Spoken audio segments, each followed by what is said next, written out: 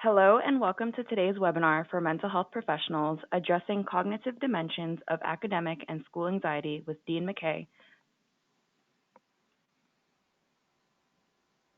My name is Astrid Masfar. I am the Senior Coordinator for Education and Outreach here at ADAA. Before we get started, I would like to go over a few items so you know how to participate in today's webinar. We've taken a screenshot of an example of the attendee interface. You should see something that looks like this on your own computer desktop in the upper right corner. You have joined the presentation listening using your computer speaker system by default. If you would prefer to join over the telephone, just select telephone in the audio panel, and the dial-in information will be displayed.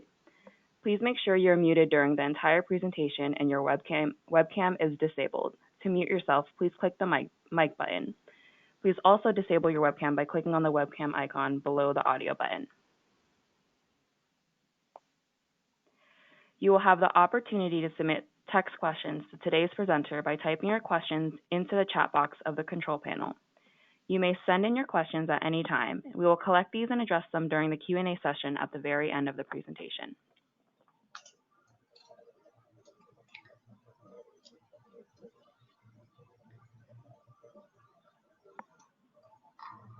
If you're registered and paid for CE, you will need to provide the 4-letter CE code in the webinar evaluation. The CE code will be shared at the end of the presentation, and the link to the evaluation will be sent to each participant within 48 hours of the webinar. The post-test assessment will occur at the end of the presentation. The questions will appear on your screen, and you will be given 5 minutes to complete the assessment. Once complete, please click Submit. I would now like to introduce Dr. Dean McKay. Dean McKay is a professor of psychology at Fordham University, president of the Society for Science of Clinical Psychology, and past president of the Association for Behavioral and Cognitive Therapies. He has published over 200 peer-reviewed articles and book chapters and is the editor or co-editor of 19 books. He is board certified in clinical and cognitive behavioral psychology from the American Board of Professional Psychology.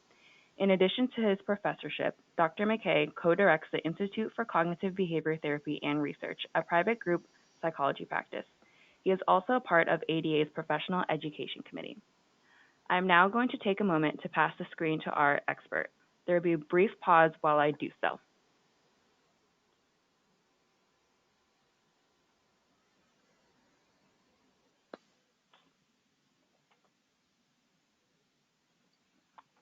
All right, Dean, the floor is yours. Okay, great. Thank you, Astrid, for that introduction, and hello, everybody. Thank you for coming to this webinar this morning or this afternoon, wherever you may be in the country. So I'm very eager to talk about cognitive dimensions of academic and school anxiety. Just a quick little bit of housekeeping to take care of first, so I have no disclosures to report to get that out of the way. Let me give you just a brief overview of what we'll be covering today in the webinar. So our aim is to review some conditions where school anxiety and avoidance may figure prominently. We'll review, given the time constraints, 2 major cognitive domains that are associated with school avoidance that cut across different diagnoses. These would be referred to in other parlance as transdiagnostic aspects of those diagnoses. Specifically, we're going to focus on perfectionism and intolerance of uncertainty. I'll briefly cover some assessment measures that are available for each. And then we'll cover some treatment conceptualizations to address each domain. And near the end, we'll include some discussion about how to involve parents or caregivers. And of course, at the end, as Astrid mentioned, there'll be some question and answer. So it's timely that we talk about this, given that school is now in session. We're about a week or 2 into the school year. In some other parts of the country, maybe we're 3.5 weeks in. And around this time of the year, or in a few weeks, if not yet, we'll start to see evidence that some of these kids are pretty fearful about stuff. And that will become evident in our practices as children get referred for anxiety-related problems. So school anxiety is a pretty prominent problem that leads to a lot of avoidance among children. If we go with the diagnostic and statistical manual, very frequently this would be put under the broad heading of separation anxiety. But that's if we base it on more of a topographical assessment, which is the child exhibits certain kinds of distressing behaviors that makes them not wish to go to school, and it may look on the surface as though that was due to separation concerns. Very often the picture is much more complicated, and when we think about cognitive domains of anxiety problems, usually we want to think more about the function of it. And so school anxiety may be sorry, somebody had a bit of feedback there, so I'm sorry for my pause. So school anxiety can be a consequence of other problems, for example, generalized anxiety disorder or obsessive compulsiveness. Also, as school avoidance increases, there's an increase in a broad range of other psychiatric disturbance, such as social anxiety, depression, and research has shown that separation anxiety in general is a precursor to adult panic disorder. So we're going to go old school on this. Some of you may be familiar with the classic approach avoidance conflict. And it is probably fair to say that many children who are anxious about school suffer from this problem. They very much want to go to school, the approach part, but they very much are avoidant of this because of the emotional distress that it may provoke. And so this is something that's helpful to explain the challenge that some children may have who otherwise would enjoy school, but who struggle very mightily to engage in school, or because of their anxiety symptoms that happen in class or around any schoolwork puts a drag on their ability to participate fully in school activities. Now, obviously, this has a pernicious effect. As children get older, if this treatment if this anxiety is untreated, then the anxiety will start to prevail, and it'll become just flat-out avoidance. No approach part starts to diminish because it's no enjoyment in school. The other thing to really highlight the essential feature of treating school anxiety is that if there's a lot of school avoidance, it has real long-term developmental consequences. We know that regular engagement with other children has particular benefits on socialization skills that happen naturally. And so when children don't engage in school processes, their ability to socialize effectively diminishes. And so you can very much have children who have what would appear to be like some developmental lag as they get older. Their anxiety has persisted for a long period of time. I know that Hi, there are Dean. So sorry to interrupt, but we're having a little trouble hearing your audio. Could you try okay, speaking closer to your mic? sure. Is this better? Yes, that's a lot better. Okay, so I'll hold it like this throughout. So I apologize, folks. Okay, So thank you so much. Okay, please continue. yeah, no problem. So let me go back then. What I was saying is that I was highlighting the importance of treating school avoidance and anxiety, given that if children are not attending school regularly or they're missing a lot of school because of anxiety, it has real developmental consequences. There has been a good deal of research that shows when children are not attending school that they have social lags, and it's very difficult to regain that ground afterwards. So treatment in a full and complete sense may mean ultimately in older children, if they've had this problem for a long time, both alleviating their anxiety problems and also helping to bootstrap them up to socialize effectively with their same age peers. So let's start on some of these, a bit of these two cognitive dimensions that I emphasized. So the first one, and really the more complicated one, frankly, is perfectionism. There is some research that estimates that as many as 25% of children who attend school have perfectionistic standards. And perfectionism is associated with a wide range of problems. School avoidance, for one, obviously, obsessive compulsive symptoms, generalized worry, generalized anxiety and worry. Um, if you want a more circumscribed way in which perfectionism may impact school performance, it's in test anxiety. And perfectionism is also a global risk for depression. So we can think about perfectionism in children along two different dimensions. So on the horizontal side, we can have either personal standards, so that's an internally directed sense of perfection, or it could be externally based upon evaluation. And then along the top is whether or not it is externally motivated, like socially prescribed, versus self-directed. So if we think about this as a matrix, it can help to conceptualize cases when they come to you. So really think about which one or more of these cells is applicable to your child that you're treating. So I'll give you a particular example. In the private practice that I co-direct, we get a lot of children from different school districts in the region. One school district in particular, I'm aware that the principal and other administrative staff put a lot of pressure on the children collectively to perform at certain standards. So that's a socially prescribed kind of scenario. And so those children, any of those kids in that school who might have perfectionistic concerns may fall in that far right column around socially prescribed perfectionism. Now, if the child also has certain high personal standards, we would see them in that lower right-hand quadrant. So they'd have personal standards, and they would get regularly reinforced for holding those personal standards because it's socially prescribed. Now, that socially prescribed scenario could also be more local, and so it's important to ask children about their peer group and how competitive they may be.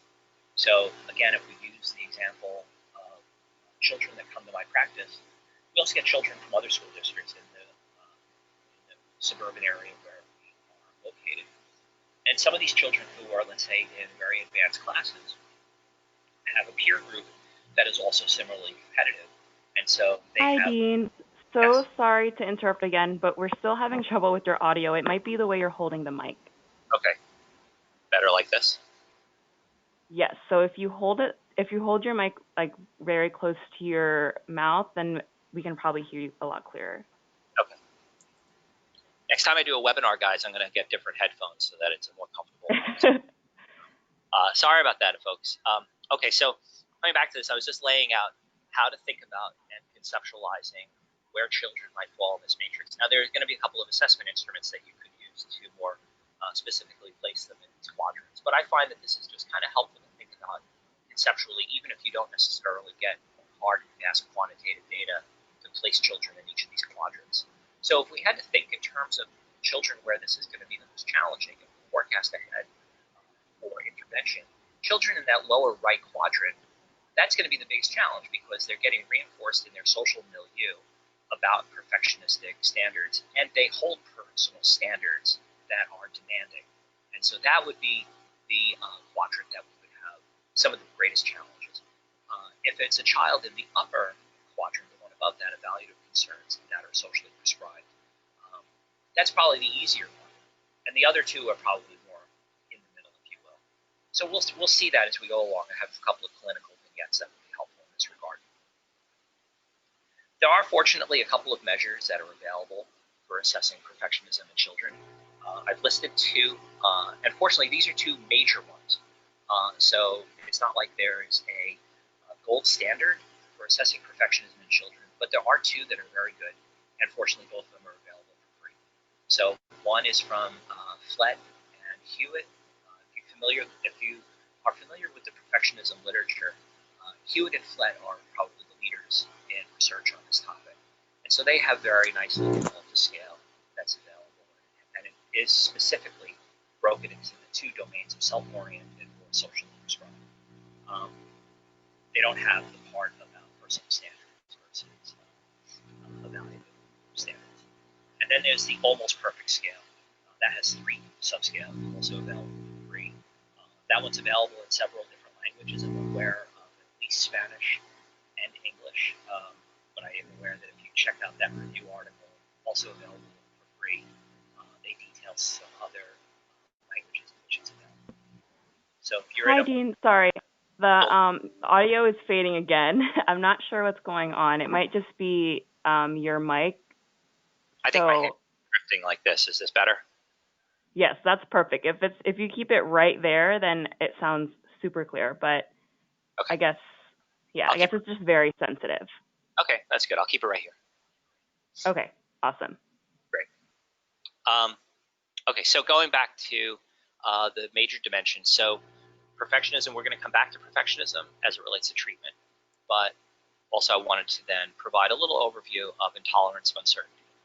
So intolerance of certainty is another prominent cognitive domain that cuts across anxiety disorders. There's a very nice review article that I cited here by Gettys and Ruscio. It's a meta-analysis. And in general, even though intolerance of uncertainty is really a unidimensional construct, it is a really useful one to assess and evaluate anybody that you treat that has an anxiety disorder, particularly children. And this particular dimension of anxiety is associated with the risk for worry problems, generalized anxiety, and also there's some research on health anxiety that intolerance of uncertainty can contribute to, including in children. There is a child and parent version of an intolerance of uncertainty scale that's available, also available for free. And this particular article details it. So that full article is available from that link. Okay, so if we're going to target perfectionism, we'll come back to intolerance of uncertainty. If we're targeting perfectionism, which I recommend that people do, you would want to start by identifying which factor from that matrix that was listed before might be the most salient. Now, it can be multiple factors within that, so no one is really independent of the other. So in other words, a child can have evaluative concerns that are socially prescribed and also have very high personal standards. So there's a range in which these can all develop.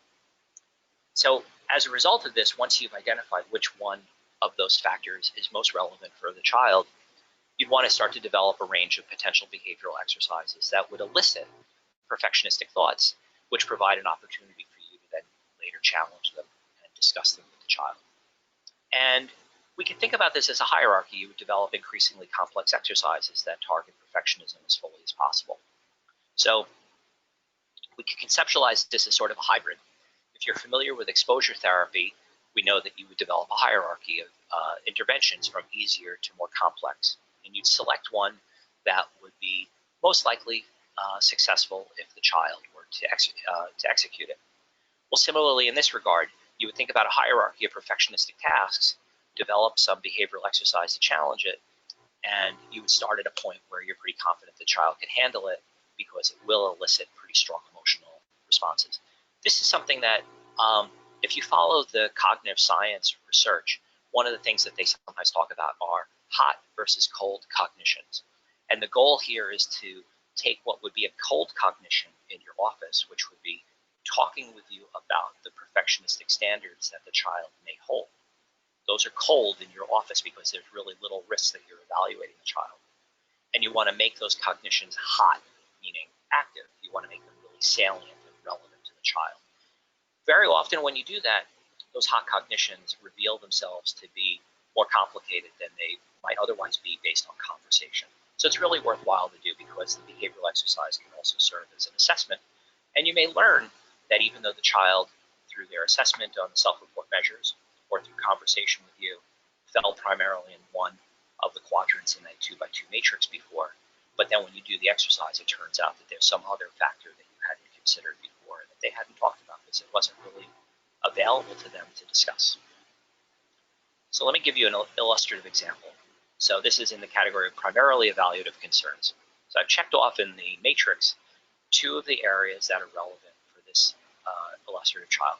11-year-old child who's avoiding school because they have concerns about making errors on exams and in answers in class. So teacher stands at the front of the room, asks for volunteers or calls on someone, and this child is avoiding school because she or he has a very extreme concern that they'll make an error and that will violate the perfectionistic standards about evaluative concerns.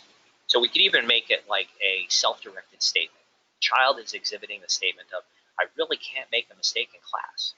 Now, whatever the reasons are for that, they may worry primarily that they're going to do poorly on the course because of this, or maybe because of socially prescribed standards, so they will look bad in front of the other kids. So behavioral exercise that you might start with is where the kid brings the homework in, brings his or her homework into the office, and you practice with them making errors deliberately in the homework.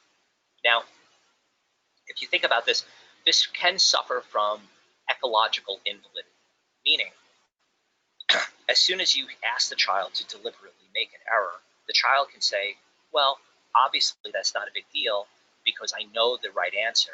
I'm making this mistake purposely. It's when I'm in class and I genuinely don't know the answer, and now I have to give the answer and I'm put on the spot, that it becomes an issue. So an early exercise would get the child in the habit of deliberately making errors, and perhaps even turning in homework with very minor errors. And then ultimately where you would ask them to deliberately give wrong answers in class. So that obviously would be a much harder item on the hierarchy, but it would be a goal that would probably be very palliative in benefiting the child ultimately, so that they can tolerate this. And you would even rehearse it with them on how to tolerate this. So an example might be walking through with the child how they will think and feel once they've made one of these deliberate errors in class, and then practice with them on how they respond to themselves in coping with it. So, for example, I've heard other children make this mistake. Other of my classmates will probably forget about it, or maybe even they will laugh about it later on, but it won't really matter in the long run. So there's a lot of ways in which this might start and evolve for the child. But you could see that the dimension here for the hierarchy is that you can start with something that's relatively low stakes, either a homework where they know they're not getting graded on it, or where the grade is going to count for a trivially small amount of their final quarter grade, or start with a low stakes class. This can be kind of arbitrary. So you'd have to ask the child, which classes are more important to you? And then you'd start from there, and you'd go through a list of the courses. So let's say, now this is not to diminish the importance of any course, what I'm about to use as an example, but I've had children, they usually will say, well, I'm not as concerned about how I do in band or in orchestra. And so that would be the place where we might start, and I might ask them to deliberately play a note off key, or make some other kind of noticeable error, but one where it's not dramatic. And then we build up to more complicated things. So a child might say, well, I don't like English that much. I'm really more concerned with math because I have plans to go into a STEM career. Okay, so then we have them make errors in English next before they ultimately make mistakes in math, where the stakes for them feel quite high. Obviously, this can be inverted. To use the same kind of example, another child that I treated, his aspiration was to be a performer in an orchestra.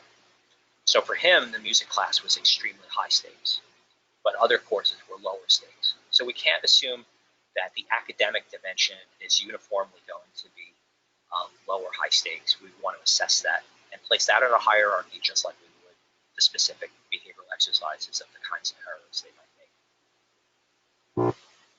So just to summarize that, hierarchy of behavioral exercises, where you might start with errors on homework and exams, whatever dimension that might be. Start with minor errors such as minor misspellings, major errors such as errors in content.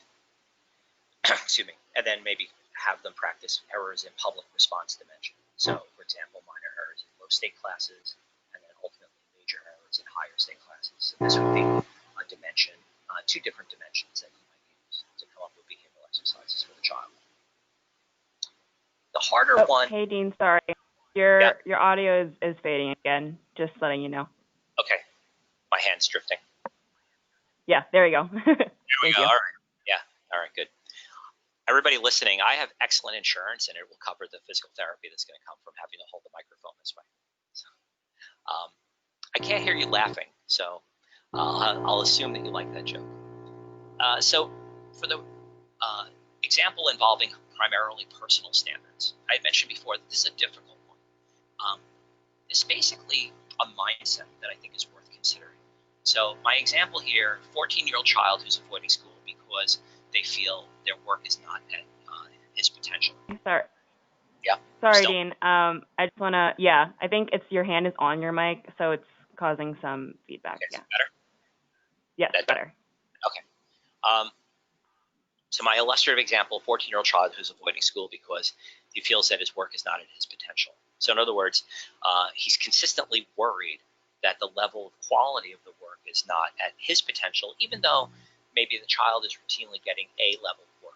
This is not an unusual kind of presentation where the child will say things like, I know that I'm going to get an A on this, but it's not really excellent by my standards.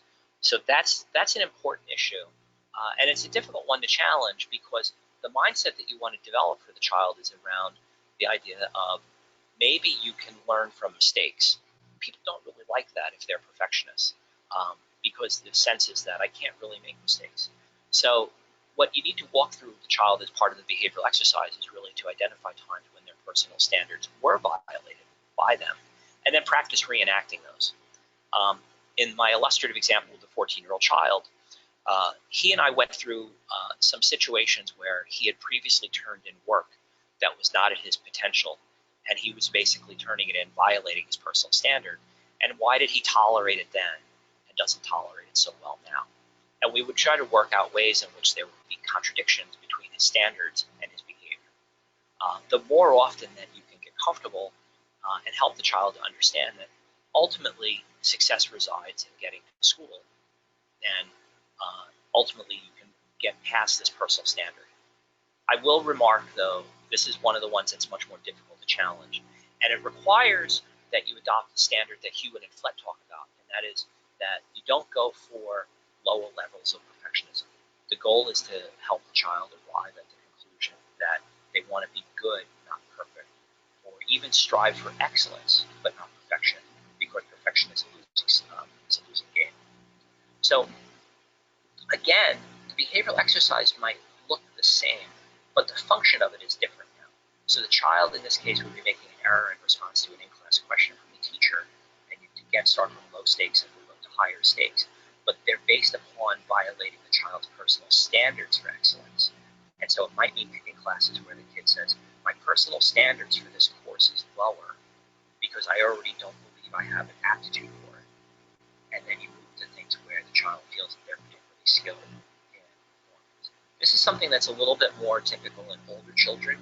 You might see it sometimes in younger kids, but my example of a 14-year-old is illustrative of where you might see this start to really emerge in some children who are more cognitively advanced. Sorry, your mic is, your hand is drifting again. Yeah. Okay. All right. So I don't know if you want to repeat that. Okay. I need to repeat what I just said before? Yes, please. It was that bad? Okay. Yeah. So what you might want to practice with a child is to understand that when they're engaging in the errors, they're doing it in response to questions and in-class exercises for things that the child feels they have lower aptitude, and move up to things where they feel is more in their aptitude domain. So it will look topographically similar to illustrative example 1, but the function of it is different because the child is doing it in response to a dimension on their personal standards rather than evaluative concerns. So in short, the exercise might be the same, but the goal is different. And where I think my mic was really fading was in the issue of excuse me, how this is probably more prevalent in older children. You might not see this as frequently in younger children. So just to summarize briefly, you focus on creating some conflict between the currently stated personal standard and the prior occasions where the child deviated from it. There will be some identification of perfectionism costs. So in other words, how has perfectionism harmed you, even though you have these personal standards? And then you would stress the distinction between perfectionism versus excellence, and to avoid what has been referred to in the literature as adaptive perfectionism. Adaptive perfectionism is a problem because it may seem compelling. Your client and the parents may even suggest it, but it's difficult for us to determine what is or is not adaptive, and frankly, it can foster some relapse. And ultimately, you would be establishing for the child some means for having high standards while also retaining flexibility. So the goal is not to eliminate high standards, and that's something that's important to emphasize for the child. You're not trying to diminish their standards.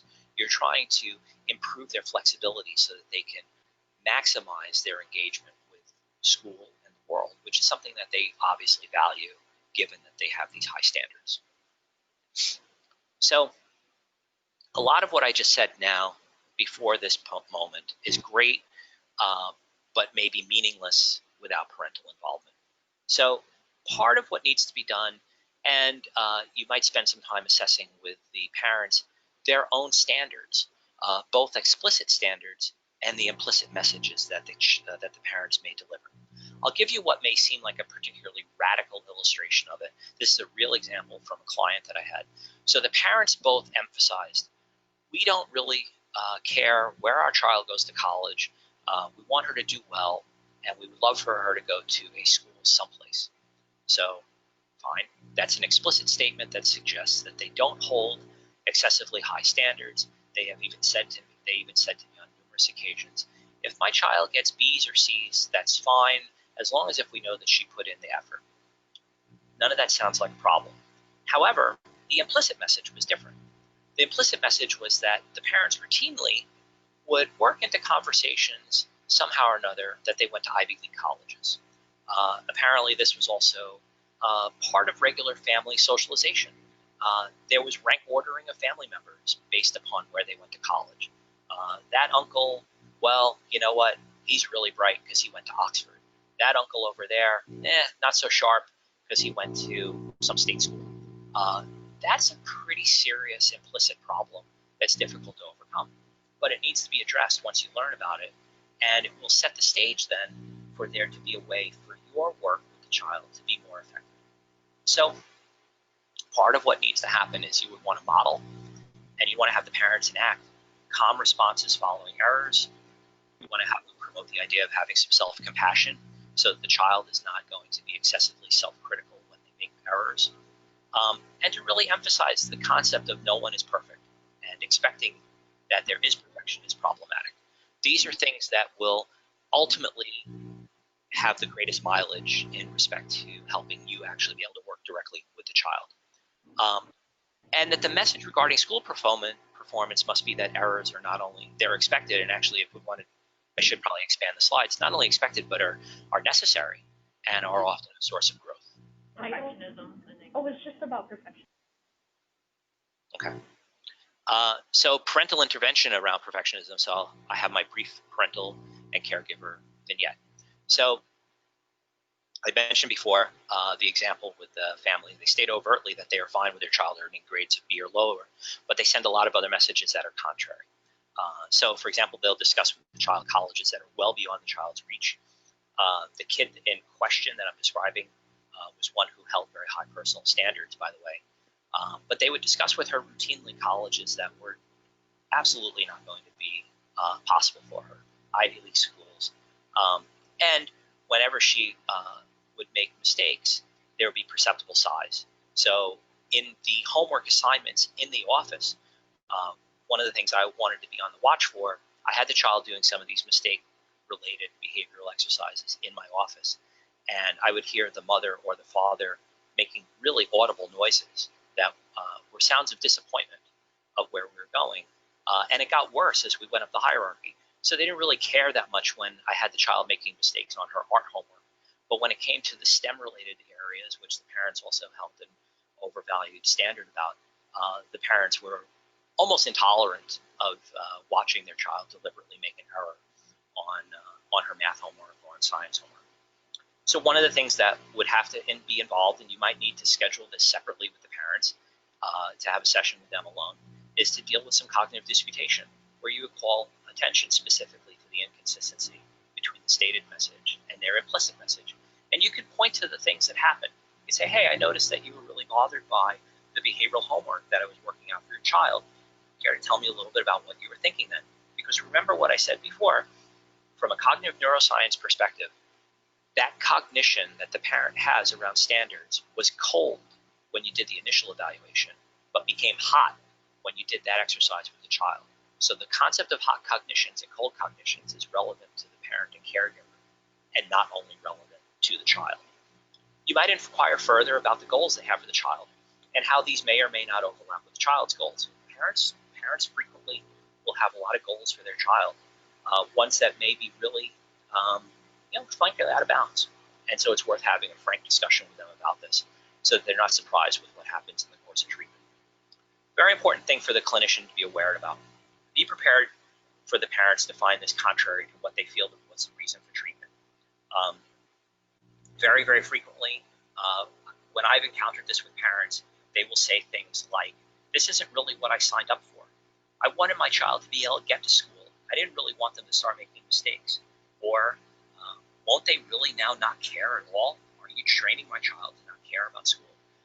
These are not uncommon concerns that might be expressed to you, and you have to be prepared for them, because when they happen, it's important for you to be able to nimbly move over to addressing that concern and how it fits in with the concept of aiming for excellence, not perfection.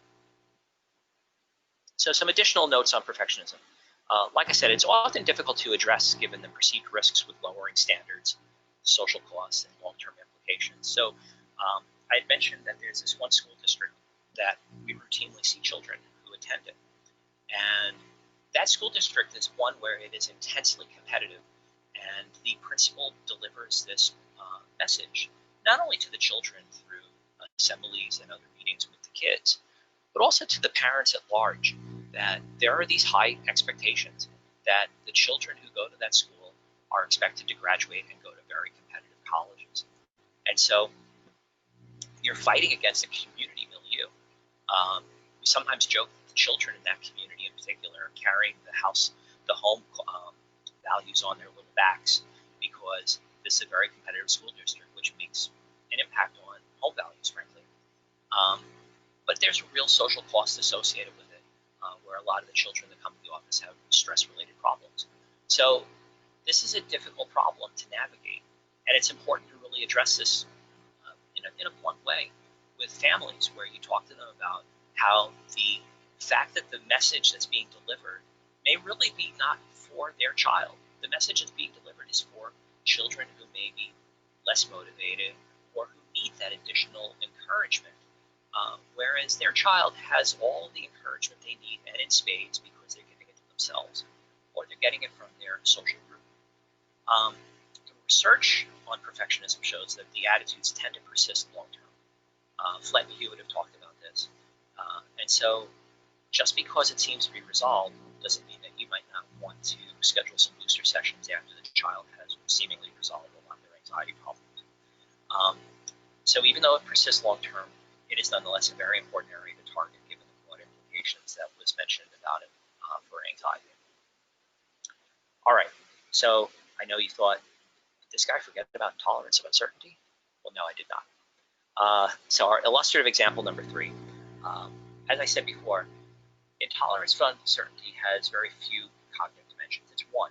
It's basically a unidimensional factor. But it does, in research, account for a great deal of variance in anxiety and associated problems.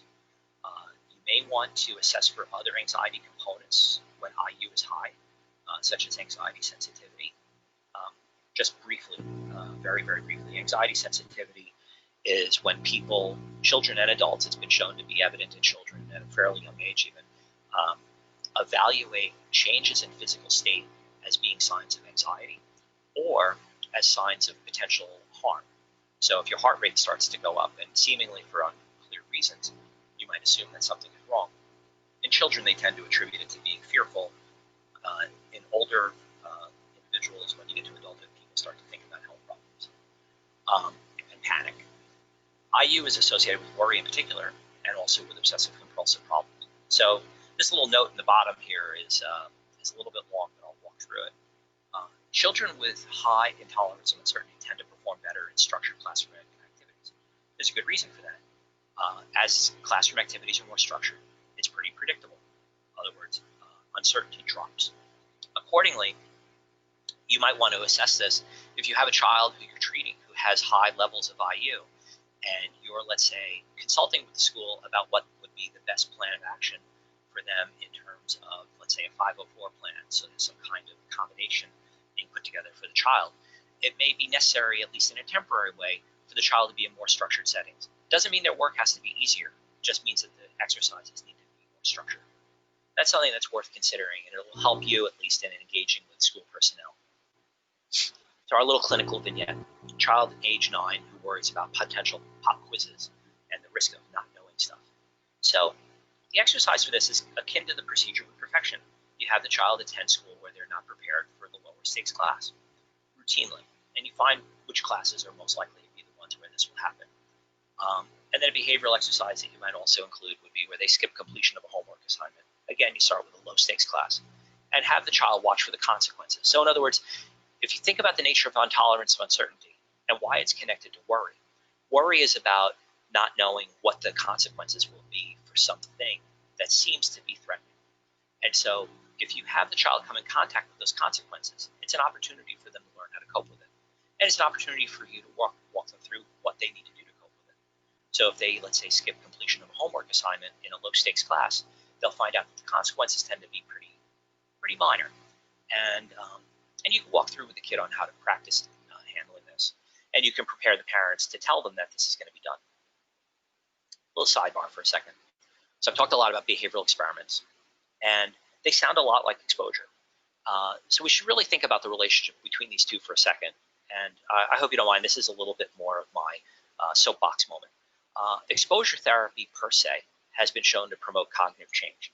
So if we walk back and we think about the perfectionism examples or the intolerance of uncertainty example, if you just do exposure and you don't spend a lot of time talking with the kid about the consequences of their actions that are going to result from that exposure exercise, it should promote cognitive change. You can diminish the degree of perfectionism. On the other side of it, behavioral experiments of the kind, the way that we've been describing it, where the goal is specifically to elicit cognitions, those confer higher rates of habituation. In other words, behavioral experiments, if you think about them as a purely cognitive exercise, is the same as exposure in a lot of ways. So we get benefits on both sides of this. We can, as we've been talking about it today, merge them. So the behavioral experiment helps with habituation because the child is engaging in activity that they hadn't been doing previously because of fear. And you're also promoting cognitive change, and you can even facilitate it because you're going to talk to the child about the cognition that was elicited. Now, I know I've focused our attention on perfectionism and intolerance of uncertainty. However, realize that as you do these behavioral experiments, you might unearth all kinds of other cognitive dimensions that we've not talked about today. The overarching goal, and I've mentioned it a couple of times, but I like to emphasize it as much as possible, is that you want to make the cognitions hot. The child sitting in the office with you, or the child with the parent sitting in the office with you, have cold cognitions. Those are ones that are going to be fairly easy to access, but are also maybe not as easy to challenge in a way that will be helpful for them when they leave your office.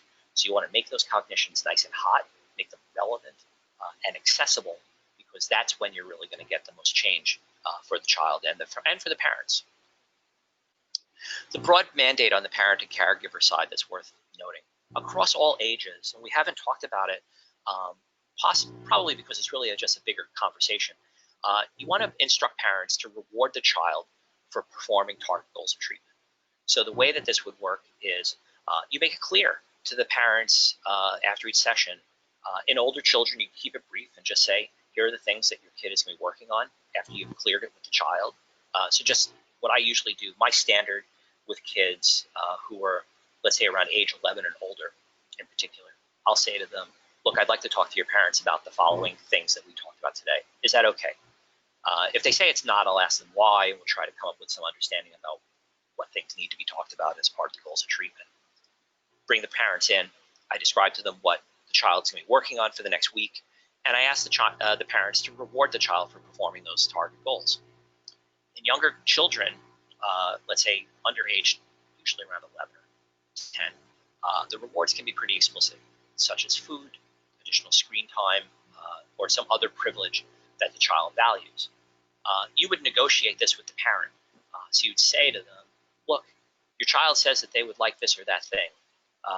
Is this okay? And then you kind of spend some time negotiating on that. So it's kind of in line with the parents' values. It's in line with what the child will find desirable. And then for performing those target goals, they would get those things. In older children, the rewards sometimes need to be more subtle. I say this because, and I'll just use as an example, again, a child who I saw recently who put it so beautifully. So it's a 15-year-old girl, and all that she said was, you know what, I don't need a big reward. I just would like my mom to recognize it. I said, okay. Brought the mom in, and I said, okay, here's what your child is going to do for the next week. And I said, will you just kind of give her the kind of recognition that she desires for having done it? Because there was a lot of tension between the two of them. The mom said, I'd be happy to. And the child said the following thing, and I'll never forget it. It was so perfect. She said, could you tell my mom to not make the reward punishment? You know, like I don't want her to hug me. too much and say how wonderful I am. And it was a real risk that the mom might do that. But in a 15-year-old girl, that kind of thing for some would be really punishing. So really what she wanted mom to do was say, hey, nice job, and then just keep moving. So you want to kind of get a feel from each kid and from the parents what might be a suitable reward that will make sense. And remember, with older children, sometimes the rewards have to be really much more subtle, much more minor in intensity, or maybe mainly privilege-based rather than, let's say, tangible reward-based. So it's a brief summary, and then I'll get to our Q&A time because I see we're right almost at about 10 of. So school-related anxiety, as we've emphasized, is a very serious challenge for social and behavioral health in children. There are two main cognitive features, perfectionism and intolerance of uncertainty, that guide the anxiety problem for a lot of children. Assessment of each can lead to highly specific and effective interventions, and it is essential to include parents and caregivers in the course of treatment. And so I thank you for joining me today for this webinar, and I'm happy to take any questions that you might have now.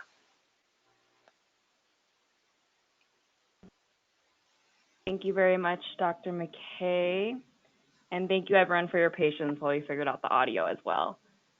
Yes, that'll be an additional theme of today's webinar was audio. So as a reminder, everybody can submit questions through the chat box on the attendee control panel. So we'll give everybody a minute to ask any questions, and I'll let you know. I'll forward any questions to you. Great, thank you, Esther.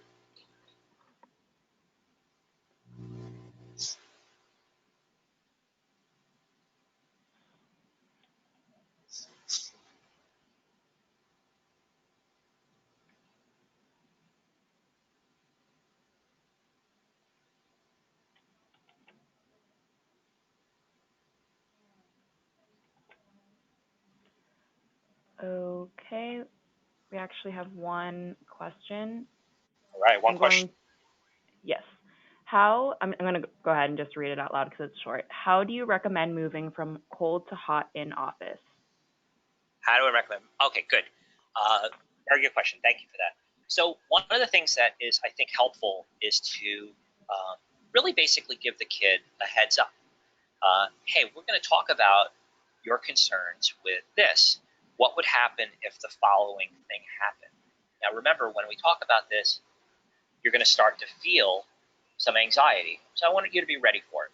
And so usually it's just a matter of giving the kids some preparation for what's about to happen by way of a heads up.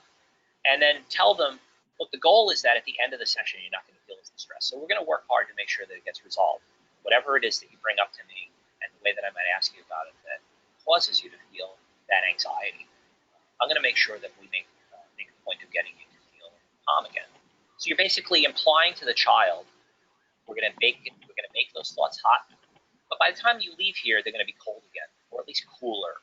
They may not be totally cold, but they'll have cooled off a lot, so you won't have to handle them with an oven mitt. I hope that's answered your question. If you have a follow-up, I'm happy to answer. Awesome. We have one question. What calming techniques do you use in this example? That was from the same person. Oh, sure. Yeah, so interestingly, you don't use calming techniques. The goal is for the child to experience it. And remember, if it's habituation, it's in line with an exposure model. The goal in exposure is for the emotional experience to rise and then diminish naturally over time without reinforcement. So if you've elicited a hot cognition, you might spend some time talking about the consequences around having that thought or the consequences of having the anxiety. But really you don't do anything else. You just let it go down on its own. I know and sometimes clinicians are not thrilled with that, by the way. I recognize that the answer I'm giving you is one that might not be one that's enthusiastically received. I get that. So that's why the really important mandate is start with things that are very low on the hierarchy. And if you have some trepidation about this, or if you're unsure about how anxious you might start, making the child, start with things that you know are 100% not going to be hard, because then you'll be guaranteed that it might have a little bit of an uptick in anxiety, but you also know that the child will recover by the end of the session. Great. I also sent you a question through the chat. Okay. Did you receive it? Let's see. I can also read it out loud. Yeah, would you mind? Because I can't seem to see the chat bar. Yeah. Of course. What about a teenager who avoids/refuses to go to school because they have too much to catch up on due to procrastination? Where do they fall in the matrix? Well, so in that matrix, we still don't really know. They could be any of those standards, and now that they've fallen behind, they could say, well, the evaluative concerns are my worry, and I'm so far behind that people are going to judge me harshly. They could have the personal standards problem that's led to them delaying completion because they're like, well, it's never going to be at my high standards, so I can't go until I have it just right. And so you don't really know which one it is. And when you have something like that where there's a lot of delaying and completion of their work, you might need to have a lot of consultation with the school personnel around what ways the child can gradually re-enter the school system, knowing full well that they're behind on their work, and concurrently work with the child to find, let's say, one class where they can catch up and get back on board, and you would work with them on making some of the errors as we talked about in the exercises. Sorry, your mic is going out again. Oh, right. But I stopped holding the mic. There we go. So again, that's one where you might have to work with the school personnel to find out which classes they could start catching up on, and maybe even which ones they could delay catching up on because of this issue, and then gradually build up to where they get back more or less caught up. But remember, catching up in this context is being caught up imperfectly. Thank you. So we have another question. Can you speak a bit more about how to tackle parental resistance to practices? Sure.